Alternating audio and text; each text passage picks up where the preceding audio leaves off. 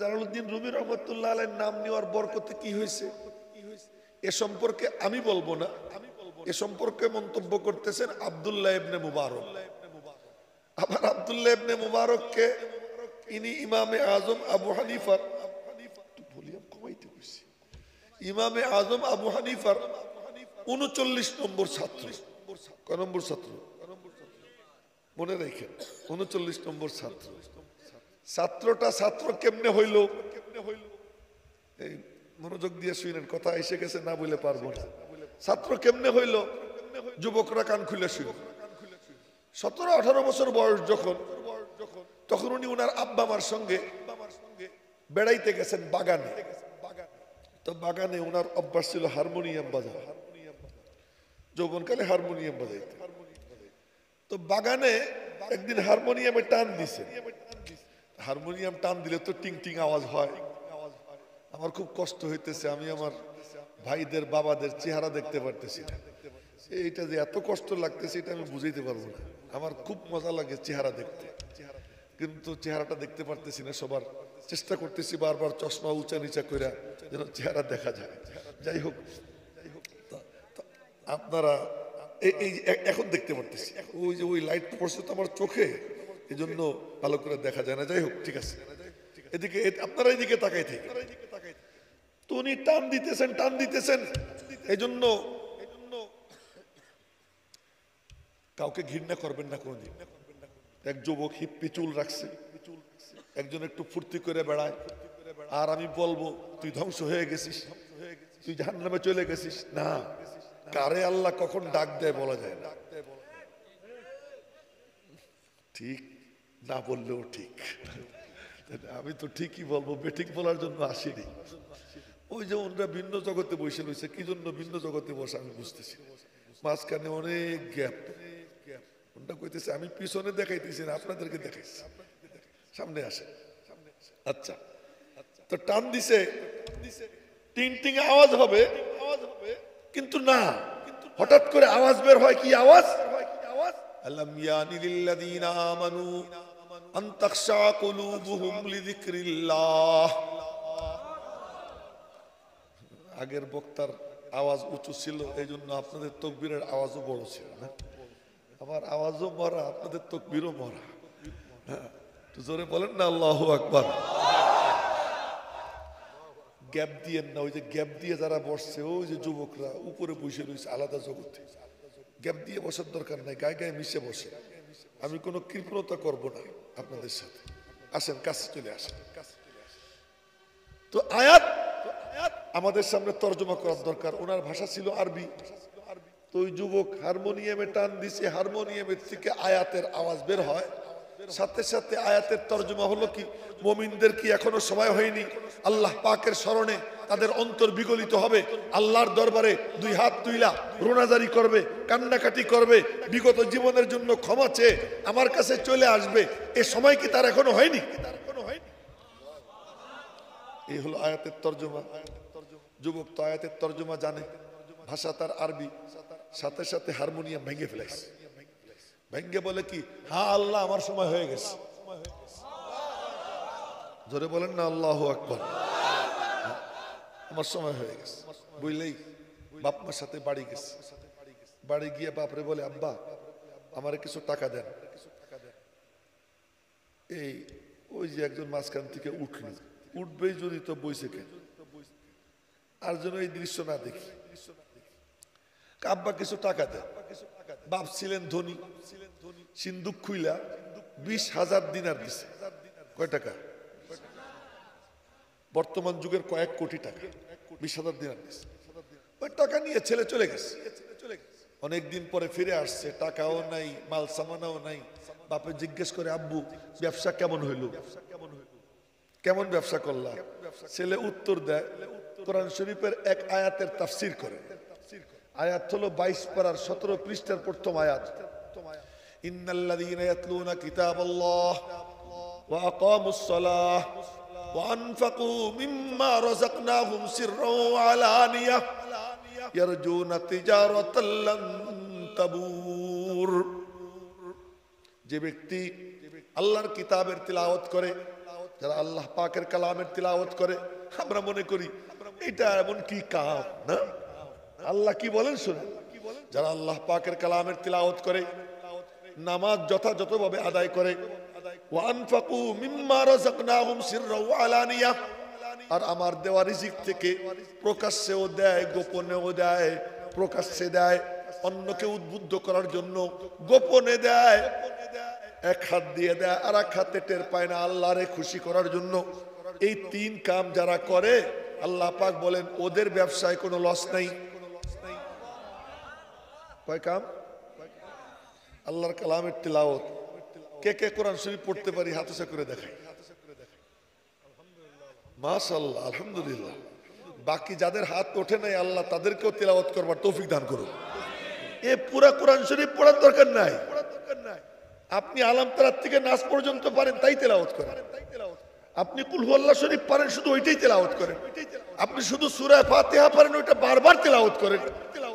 আরে এক সাহাবী উনি নামাজে দাঁড়াইয়ে আলহামদু শরীফ পড়ে কুল হুয়াল্লাহ, এরপরে আলাম তারা, আবার দ্বিতীয় রাকাতে আলহামদু শরীফ পড়ে কুল হুয়াল্লাহ, তারপরে লিলাম। সব রাকাতে এমন করে, বুখারী শরীফের হাদিস, সব রাকাতে এমন করে। মুসল্লিরা ধরছে কি রে ভাই, নবীজির পিছনে নামাজ পড়ি উনি তো এমন করেন না, আরো কত ইমামের পিছনে নামাজ পড়ি উনি তো এমন করেন না, তুই কেন এমন করিস? আমি এমনই করব, পছন্দ হইলে ইমাম রাখ, নইলে আমারে বাদ দিয়ে দে।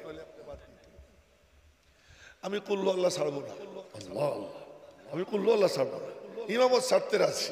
আমরা বলি কি কোরআন শরীফ ছাড়তে রাজি তবুও ইমামত ছাড়বো। আরে কি কয় যে আমি ইমামত ছাড়বো কুল হুয়াল্লাহ ছাড়বো না, তোমাদের পছন্দ হয় ইমাম রাখো, হয় না রাখো। ওরা কয় না রে ভাই তোরে কিচ্ছু বলবো না, তুই নামাজ পড়া। নবীজির কাছে গিয়ে গোপনে নালিশ করছি, ইয়া রাসূলুল্লাহ সব রাকাতে কুল হুয়াল্লাহ পড়ে বলছি, পরে ইমামতি ছেড়ে দেওয়ার হুমকি দিচ্ছে। নবীজি একান্তে ডাক দিছেন, কি রে মিয়া তুমি বলে সব রাকাতে কুল হুয়াল্লাহ পড়ো? জি ইয়া রাসূলুল্লাহ। কেন? মনে মনে বলে কুল হুয়াল্লাহর মধ্যে 5টা সিফাত, আহাদ, সামাদ, লাম ইয়ালিদ লাম ইউলাদ ওয়া লাম ইয়াকুল লাহু কুফুয়ান আহাদ। আল্লাহ এক, অদ্বিতীয়, আল্লাহ সমাদ, সবাই তার কাছে ঠেকা, সকলের প্রয়োজন তিনি মিটান, কারো কাছে তার কোনো ঠেকা নাই, কারো কাছে তার কোনো প্রয়োজন নাই। লাম ইয়ালিদ তিনি পিতা নন, ওয়ালাম ইউলাদ তিনি কারো সন্তান নন, ওয়ালাম ইয়াকুল লাহু কুফুয়ান আহাদ তার সমকক্ষ কেউ নাই। মনে মনে বলে এই সূরা যখন তিলাওয়াত করি এই সূরার আয়নায় আমি আমার আল্লাহকে দেখতে আরম্ভ করে দেই। মনে মনে এই কথা বলে আর মুখ দিয়ে বলল কি ইন্নী ওহিব্বুহা ইয়া রাসূলুল্লাহ, আমি কুল হুয়াল্লাহ শরীফে মুহাব্বত করি। নবীজি বললেন তুমি মুহাব্বত করো? জি। সাথে সাথে নবীজির জুবান নড়ে। নবীজি বললেন, নবীজির বলা মানে কি? গুপ্তায়ে উ গুপ্তায়ে আল্লাহ বাওয়াদ গারচে আজহুল কুমে আব্দুল্লাহ বাওয়াদ। নবীজির মুখের কথা আল্লাহর কথা, যদিও নবীজির জুবান দিয়ে বের হয়, মালিক বলে জুবান নড়ে আমার দোস্তের কথা বলি আমি আল্লাহ। তো নবীজির জুবান দিয়ে কোনো কথা বের হইলে সেই কথাটা কার? সুর নাই। আমার আগের বক্তার তো কত সুন্দর সুর ছিল, গজল টজল গায়ে শুনেছি, কিন্তু আমার একটা লাইন উর্দুতে মনে পড়তেছে, তাই বলি। उनका हाँ नहीं कहना भी है कुरान का जैसा, तार हा बोलाओ कुरान तार ना बोलाओ कुरान। तार जुबान যখন নড়ে जुबान দিয়ে যা বের হয় কোরআনে কারীমের তাফসীর বের হয়। তো উনি বলছেন এখন নবীজির জুবান নড়ে, কি বললেন? এটা শোনার পরে দেখি কে কে এটার উপর আমল করার ইরাদা করে। নবীজি বললেন হুব্বুকা ইয়াহা আদখালাকাল জান্নাহ, তুমি যে কুল হুয়াল্লাহকে মুহাব্বত করো এই মুহাব্বত তোমারে জান্নাতে নিবে তা না, মনে করো তোমারে জান্নাতে পৌঁছেই দিছে, জান্নাতে পৌঁছেই দিছে। এজন্য কোরআন শরীফ পড়াটা এতে যে একদম বড় বড় সূরা পড়তে হবে জরুরি না। আপনি মুহাব্বত কইরা 1 সূরা পড়েন, 2 সূরা পড়েন, কিন্তু তিলাওয়াত করেন। আচ্ছা, নবীজি বসা, জিবরাইল আসছে নবীজির পাশে, জিবরাইলের নবীজি দেখেন আর কেউ দেখে না, আর নবীজির তো সবাই দেখে। ওই যে আবু যর আসতেছে, আবু যর, জিবরাইল বলতেছে কি হাজা আবু যর, ওই যে আবু যর আসতেছে। নবীজি বললেন জিবরাইল তুমি আবু যরের নাম কেমনে জানো? তুমি আবু যররে কেমনে চেনো? জিবরাইল বললেন খালি আমি একা না, আসমানের সব ফেরেশতারা চেনে। কিসের বরকতে? তার মধ্যে একটা গুণ, সে কুল হুয়াল্লাহ শরীফের বেশি বেশি তিলাওয়াত করে। তো কে কে রাজি আছে ইনশাআল্লাহ কুল হুয়াল্লাহ শরীফের তিলাওয়াত করব ইনশাআল্লাহ? আল্লাহ তুমি হাতগুলা কবুল করে নাও, তৌফিক দান করো। হাদিসে কুদসি, আনা ইনদা জান্নি আবদি বি, নবীজি বলেন যে আল্লাহ পাক ইরশাদ ফরমাইতেছেন কি, বান্দা আমার সম্পর্কে যেমন ধারণা করে আমি তার সাথে তেমন আচরণ করব। যে মনে মনে ভাববে আমি কুল হুয়াল্লাহকে মুহাব্বত করব, এই মুহাব্বতই আমাকে জান্নাতে পৌঁছে দিবে। এই মুহাব্বত নিয়ে যে তিলাওয়াত করবে ইনশাআল্লাহ কুল হুয়াল্লাহ শরীফ তাকে জান্নাতে পৌঁছে দিবে। ও মজার ব্যাপার মনে পড়ে গেল না, এক বুজুর্গ, আরে থাক ওইদিকে আর যাবো না, না না ওইদিকে গেলে আর এইদিকে আসা হবে না, যেটা বলতেছি এটা বলি না। আস্তে আস্তে আস্তে খাজা উসমান হারুনি রহমতুল্লাহ আলাই, খাজা মহিউদ্দিন চিশতি আজমিরির পীর সাহেব, খাজা মহিউদ্দিন চিশতি আজমিরির পীরকে খাজা উসমান হারুন। খাজা উসমান হারুনির দরবারে উনি গেছেন, বসছেন, উনি ওনাকে আমল দিছেন, কুল হুয়াল্লাহ শরীফের আমল। আমল করতে থাকে আর এক একটা স্তর পার হইতে থাকে, এক একটা স্তর পার হইতে থাকে। তো কুল হুয়াল্লাহ শরীফ এমন, আপনার বেশি দরকার নাই, যতটুকু পারেন অতটুকু তিলাওয়াত। অনেকে মনে করে আমি তো আর ওইভাবে হাফেজ সাহেবদের মতো পারি না। তোমারে কে কইছে? এক হাদিসে আসছে যে ব্যক্তি কোরআন শরীফ পড়তে গিয়ে তাকা তো করে তুতলায়, ও কুল হুয়াল্লাহু আহাদ আল্লাহুস বানান কইরা কইরা কষ্ট করে পড়তে হয়। বলে কষ্ট করে পড়তেছে, আল্লাহ পাক তার আমল নামায় এমনি সামরিল ভাবে যে পড়ে তাকে যে সওয়াব দেয় তার থেকে বেশি সওয়াব আল্লাহ পাক তার আমল নামায় দান করে দেয়। সে মালিকের কালাম পড়ার জন্য কি করতেছে? কষ্ট করতেছে। কয় কাপ? 3 কাপ। আমি কিন্তু ওই যুবকের ঘটনা বলতেছিলাম না, মনে আছে?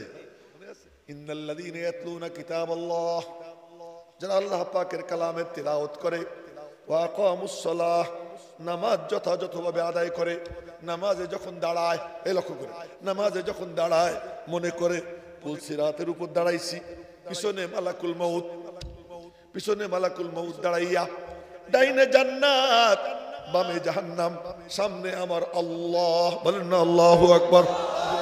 সামনে কে? সামনে আল্লাহ।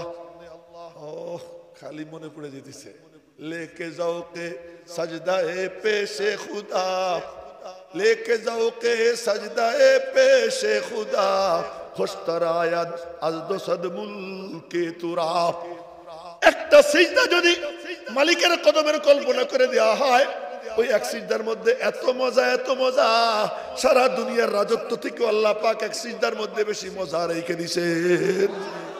কিন্তু ওই চিন্তা, ওই কল্পনা, সিজদা দিচ্ছি কোথায়? মালিকের কদমে। সাহাবীরা জিজ্ঞেস করেন, ইয়া রাসূলুল্লাহ, আমরা কি আমাদের আজকেই পড়াইলাম তো হাদিস, তাই মনে পড়ে গেছে। বুখারী শরীফের হাদিস, মিশকাত শরীফে বর্ণিত, আজকেই পড়াইছি। সাহাবীরা জিজ্ঞেস করে, ইয়া রাসূলুল্লাহ, হাল নারা রব্বানা, আমরা কি আমাদের রবকে দেখবো কিয়ামতের দিন? আমরা কি আমাদের রবকে দেখবো? নবীজি বললেন, তোমরা মেঘমুক্ত আকাশে সূর্য দেখতে কি কোনো কষ্ট হয়? না। আবার বললেন, পূর্ণিমার রাতে চাঁদ দেখতে মেঘমুক্ত আকাশে কোনো কষ্ট হয়? না। কয় যে ওইটা যেমন, ওতে যদি কষ্ট হয় তা আল্লাহরে দেখতে অতটুক কষ্ট হবে। তো চাঁদ দেখতে কি কয়নি কেউ যে তুই সর আমার একটু দেখবার দে? কয়। সূর্য দেখতে কেউ বলে যে তুই সর আমারে দেখতে দে? নবীজি মিশাল দিয়ে বললেন, সূর্য দেখতে যেমন তোমাদের চাপাচাপি হয় না, চাঁদ দেখতে যেমন চাপাচাপি হয় না, তোমরা তোমাদের রবকে ওই রকম ভাবে দেখবা। কিন্তু আল্লাহ পাক কি করবেন জানেন? আল্লাহ আল্লাহ সব কর্মকাণ্ড শেষে আল্লাহ পাকের পক্ষ থেকে ঘোষণা হবে, যারা দেবদেবীর পূজা করত ওরা যেন তাদের পিছে চলে যায়। এরপরে সব যাবে আর জাহান্নামে পড়তে থাকবে, পড়তে থাকবে, পড়তে থাকবে। যাদের অন্তরে আছে লা ইলাহা, বলেন না লা ইলাহা ইল্লাল্লাহ, লা ইলাহা ইল্লাল্লাহ মুহাম্মাদুর রাসূলুল্লাহ সাল্লাল্লাহু আলাইহি ওয়াসাল্লাম, খালেস অন্তরে যারা বলছে আল্লাহর ইবাদত করত, তারা থাকবে। আল্লাহ পাক আসবে, আল্লাহ পাক আসবে না, এসে বলবেন, কিরে সব চলে গেল, তোরা কি জন্য দাঁড়াই রইছিস? তো সবাই বলবে যে দুনিয়াতে যখন দরকার ছিল তখন যখন যাইনি, এখন কেন যাব? যখন দরকার ছিল তখন তো আল্লাহরে ছেড়ে যায়নি, আজকে কেন যাব? আল্লাহ পাক বলবেন আমি তো তোমাদের আল্লাহ। তো সবাই বলবেন না, তুমি আমাদের আল্লাহ না। আমাদের আল্লাহ এলে আমরা কি চিনবো? সুবহানাল্লাহ। আল্লাহ পাক বলবেন আমি তো। তো সবাই বলবে যে না, আমরা জানি আমার আল্লাহ আসলে আল্লাহরে কেমন দেখা যাবে। আল্লাহ পাক বলবেন কি কি দিয়া চিনবা? আল্লাহ পাক কোরআন শরীফে বলে দিবেন ইয়াউমা ইউকশাফু আন সাক, ইয়াউমা ইউকশাফু আন সাক ওয়া ইউদআউনা ইলা সুজুদ ফালা ইস্তাতিউন। আল্লাহ পাক রব্বুল আলামিন তার কুদরতি পায়ের গোসা হতে পর্দা সরাবেন। আমরা পায়ের গোসা দেখবো, তখন আল্লাহরে চিনবো। ধরে কন না সুবহানাল্লাহ। পায়ের গোসা দেখবো, তখন আল্লাহরে চিনবো। আল্লাহ পাক রব্বুল আলামিন পর্দা ফেলাই দিবেন, এরপরে পর্দা সরাবেন। পর্দা সরাইয়া পায়ের গোসা থেকে পর্দা সরাই দিবেন। পায়ের গোসা থেকে পর্দা সরাই দিবেন। তখন কি করবে? সিজদা দিবে। যারা দুনিয়াতে ইখলাসের সঙ্গে আল্লাহকে সিজদা দিবে, ওই দিন ওই কদম দেখে ডাইরেক্ট কদমের উপর সিজদা দিবে। তাই বলছি, নামাজ পড়তে সময় ইকামতের সালাত কাকে বলে? ইকামতের সালাত বলে সামনে আল্লাহ, বলেন সামনে কে? ডাইনে জান্নাত, বামে জাহান্নাম, পিছনে মালাকুল মউত দাঁড়াই রইছে কার উপরে? পুলসিরাতের উপর দাঁড়ানো। ডাইনে জান্নাত, বায়ে জাহান্নাম, পিছনে মালাকুল মউত, সামনে আল্লাহ। অবস্থাটা কি হবে বলে? এমন চিন্তা নিয়ে, এমন কল্পনা নিয়ে যে নামাজে দাঁড়ায়, তার নামাজের অবস্থা কি হয়?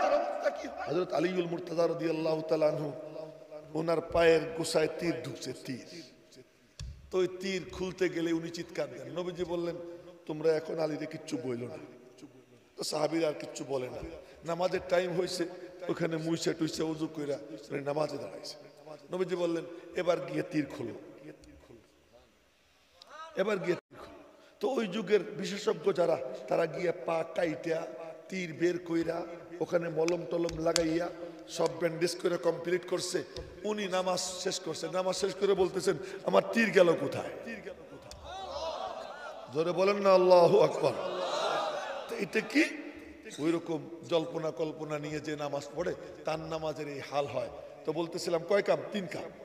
1 নম্বর, ইন্নাল্লাযীনা ইয়াতলুনা কিতাবাল্লাহ ওয়া আকামুস সালাহ, যারা আল্লাহ পাকের কিতাব কালামুল্লাহ শরীফের তিলাওয়াত করে এবং নামাজ যথাযথভাবে আদায় করে। ওয়া আনফাকু মিম্মা রাযাকনাহুম। আপনারা মনে করেন না আমি কালেকশনের ওয়াজ করতেছি,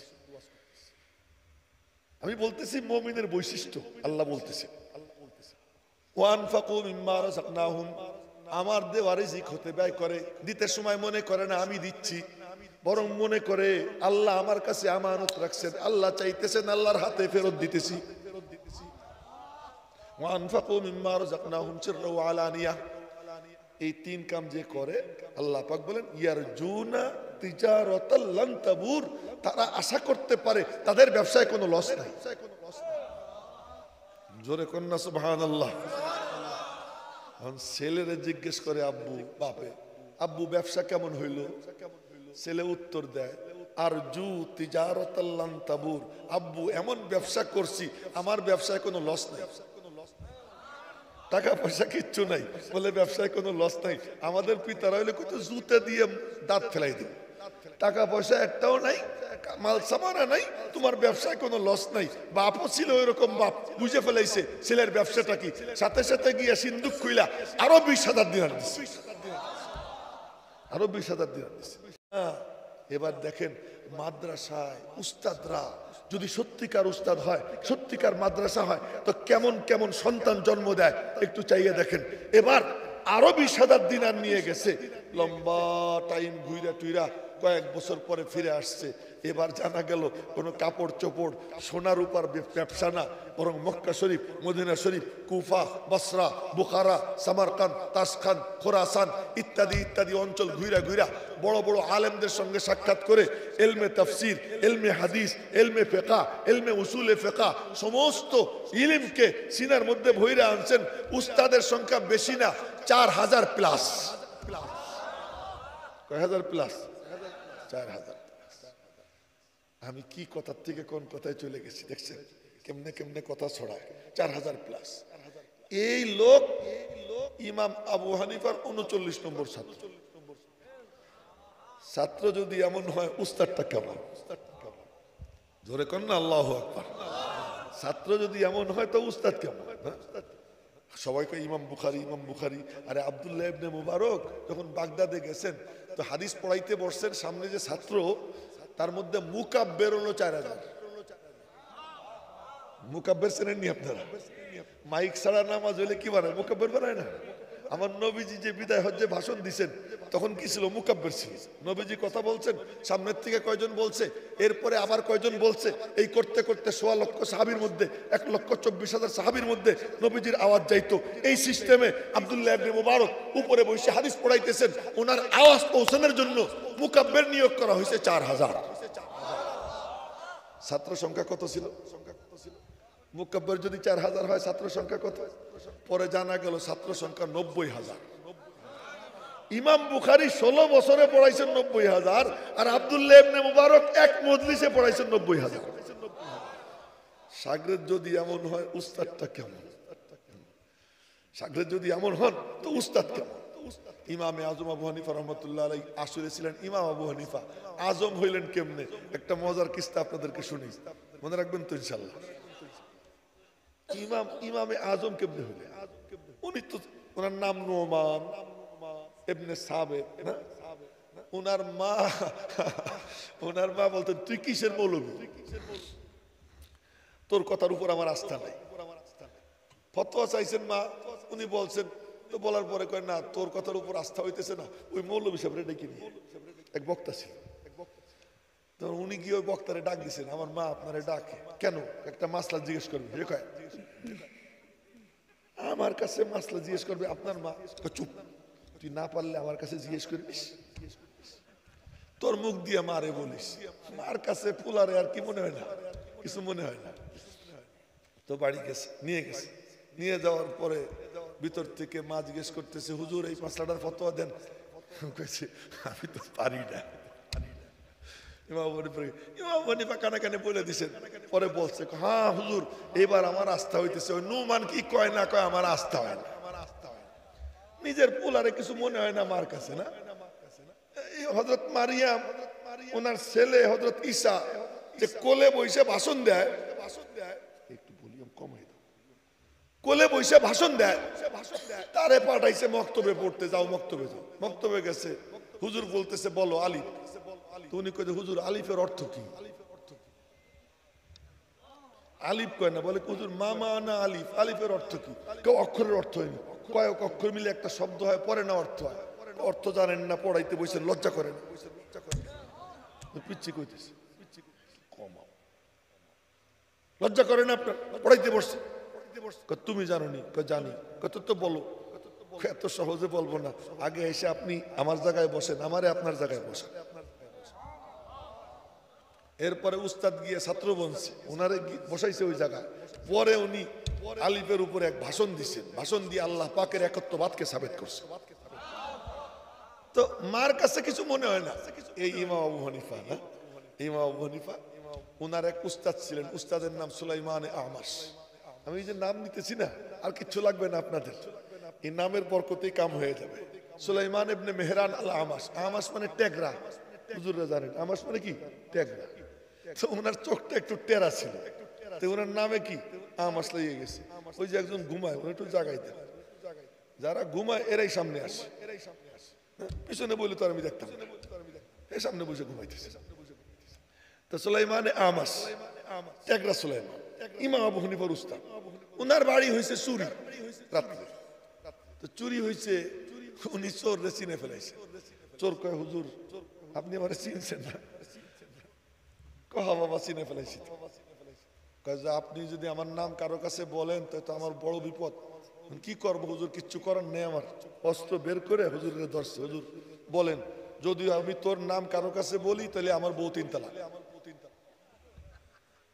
আচ্ছা বলেন তো, এই বুড়া কালে, যৌবন কালে বউ না হইলেও চলে, শক্তি সামর্থ্য আছে, মধ্যবয়সী হইলেও সে চলতে পারে, কিন্তু বুড়া হইলে বউয়ের সহযোগিতা ছাড়া চলা যায় না, মুশকিল।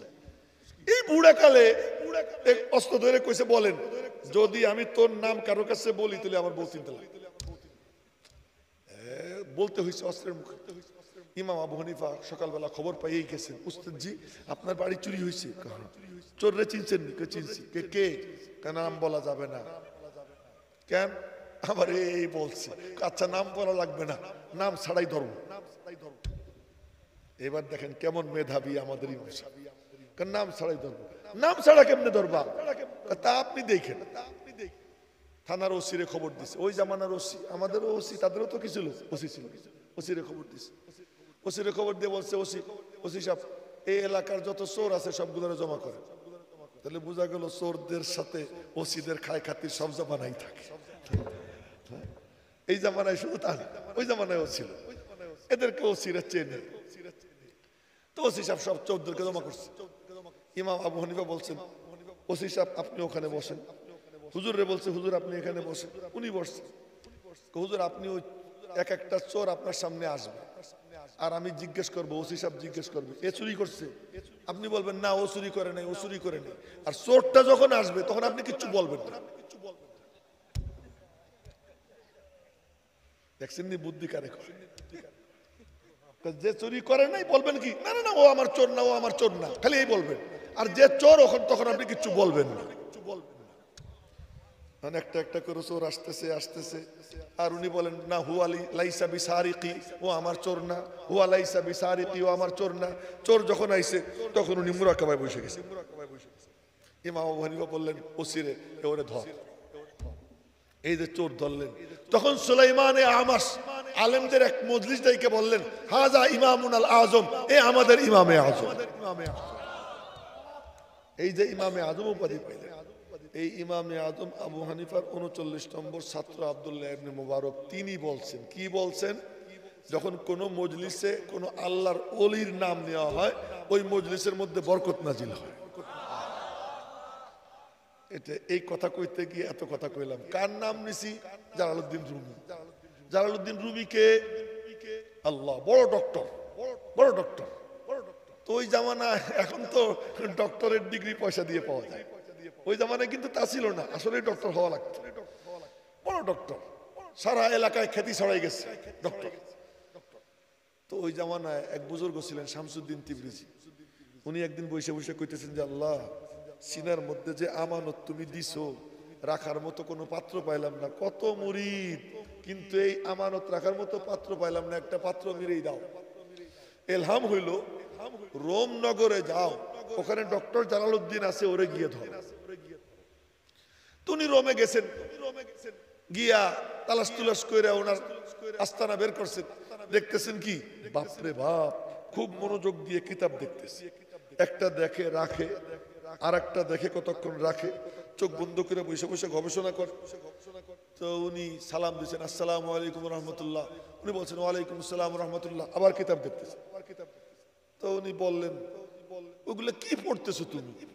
তাকাই দেখে যে বুড়া, টুপি বেকা, পাঞ্জাবি ময়লা, লুঙ্গি একদিকে উঁচা আর একদিকে নিচা, মনে হয় কামলা খেত খামারের লোক। হে জিজ্ঞেস করে আমি এগুলো কি পড়ি? এগুলোর আপনি কি বুঝবেন?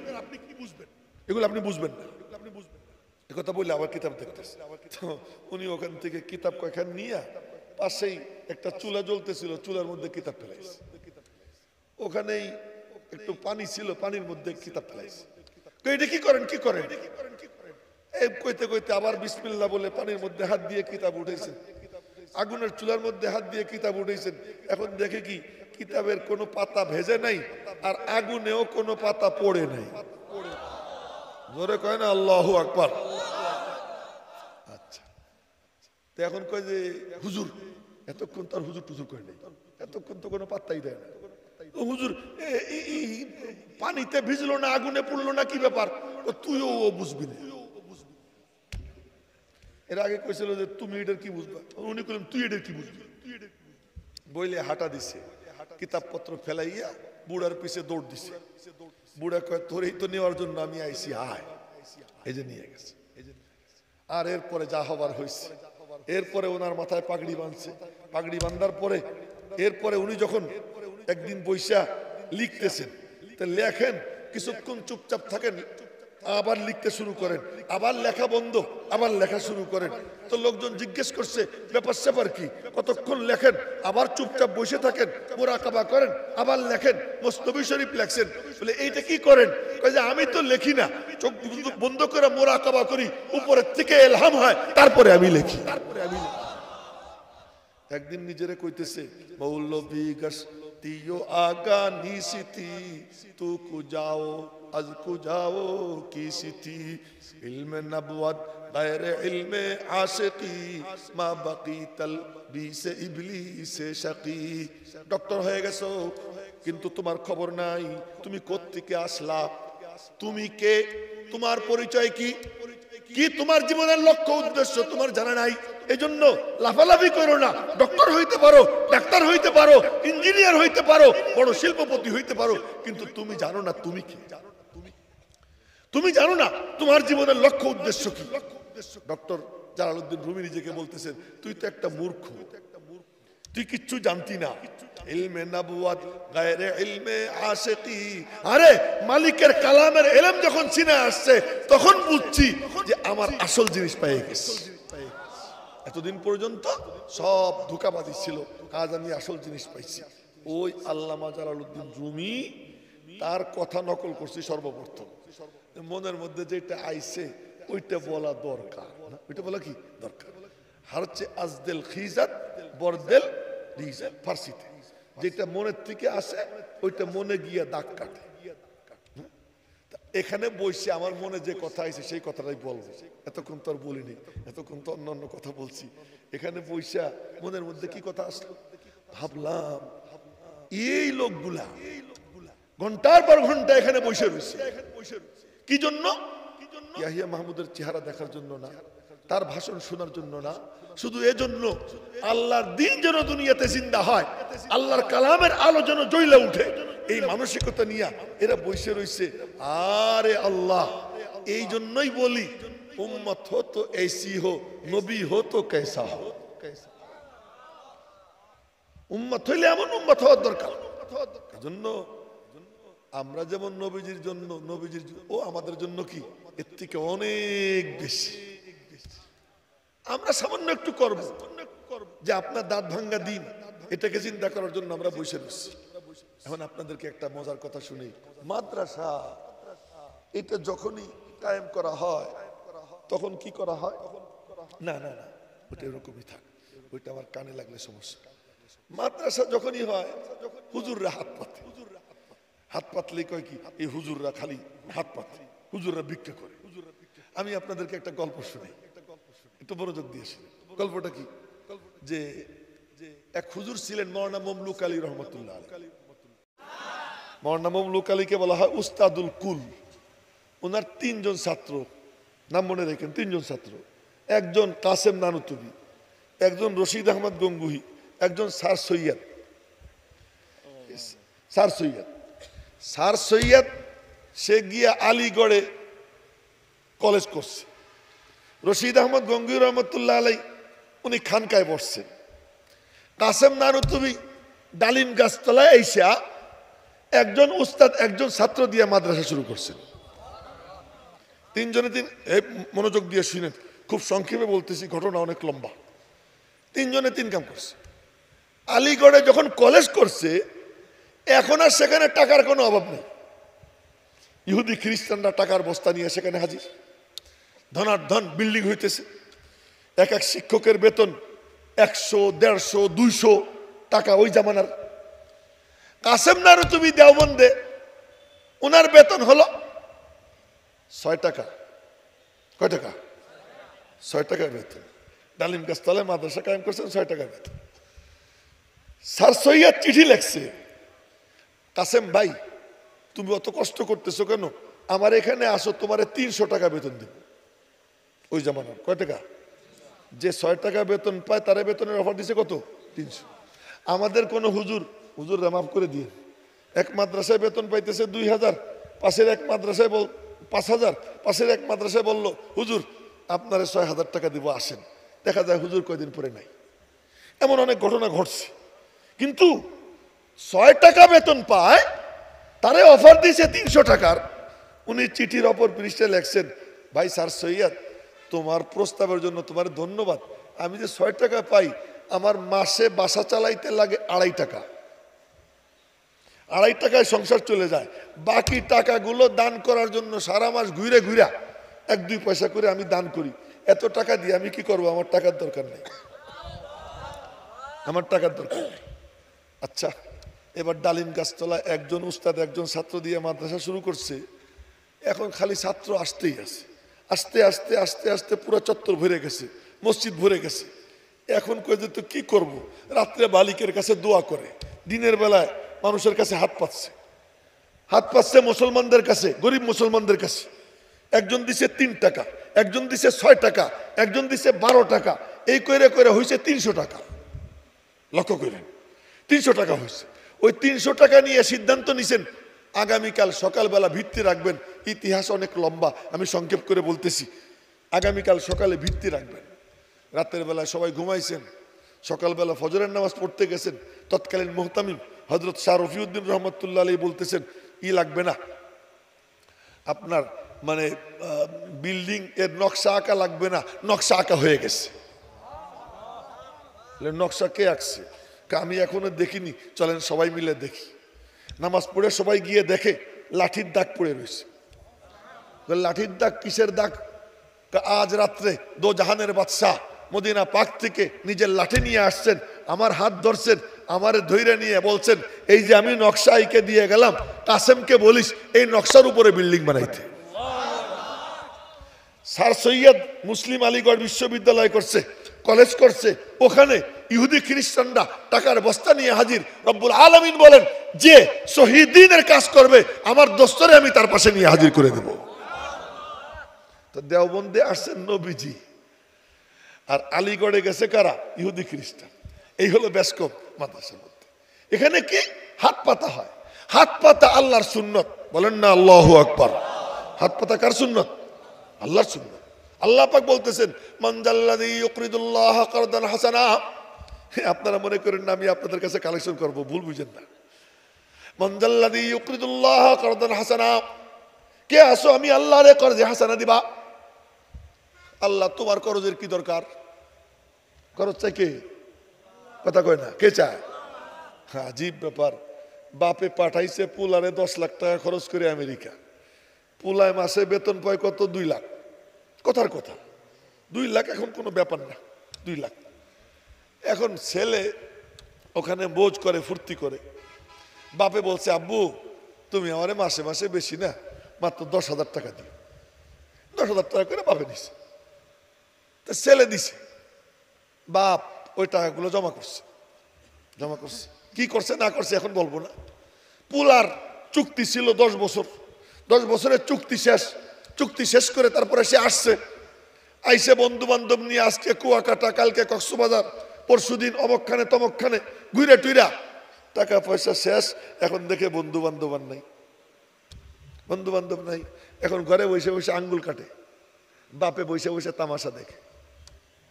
যখন দেখছে ছেলের পকেটের পয়সা করি শেষ, বাপে তারে ধরছে, আব্বু চলো একটু ঘুরে আস।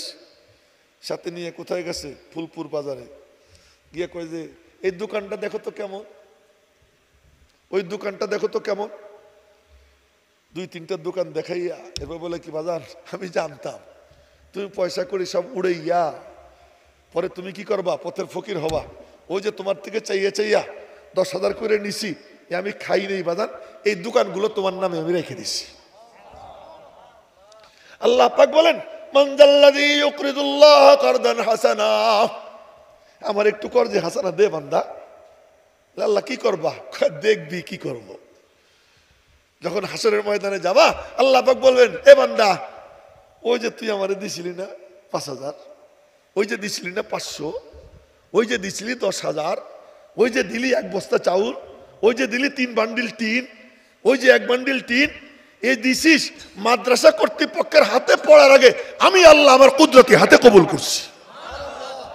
এবং নবীজি বলছেন এ কথা সহিহ হাদিস যে আল্লাহর রাস্তায় দান করতে সময় গরিবের হাতে দান পড়ার আগে আল্লাহ পাক তার কুদরতি হাত দিয়ে ধরেন, কুদরতি হাত দিয়ে ধরেন। তো কথা অনেক দূর চলে গেছে।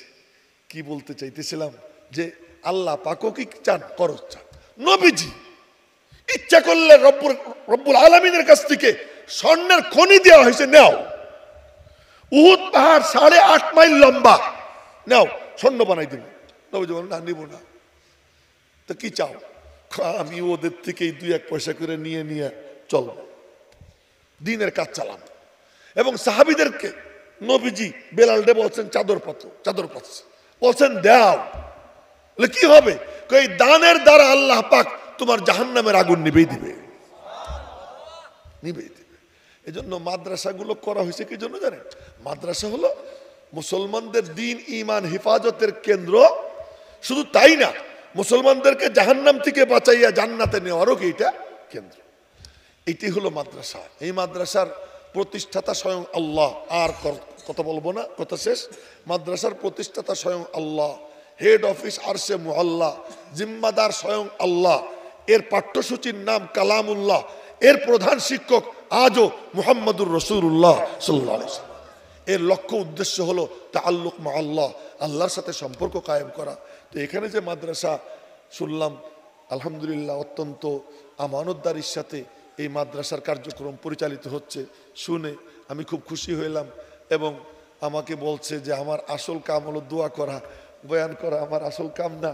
তারপরেও যতটুকু আল্লাহ পাক মঞ্জুর করছেন বয়ান করছি। আল্লাহ পাক যেন এই মাদ্রাসাকে কবুল করেন এবং আপনাদেরকে মাদ্রাসার খাদেম হিসেবে কবুল করেন।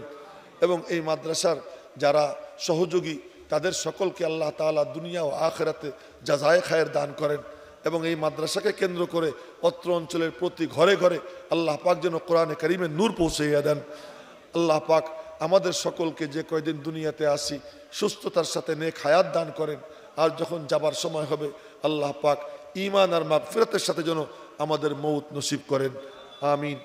দুরূদ শরীফ পড়ি। আল্লাহুম্মা সাল্লি আলা মুহাম্মদ ওয়া আলা আলি মুহাম্মদ কামা সাল্লাইতা আলা ইব্রাহিম ওয়া আলা আলি ইব্রাহিম ইন্নাকা হামিদুম মাজিদ। আল্লাহুম্মা বারিক আলা মুহাম্মদ ওয়া আলা আলি মুহাম্মদ কামা বারাকতা আলা ইব্রাহিম ওয়া আলা আলি ইব্রাহিম ইন্নাকা হামিদুম মাজিদ।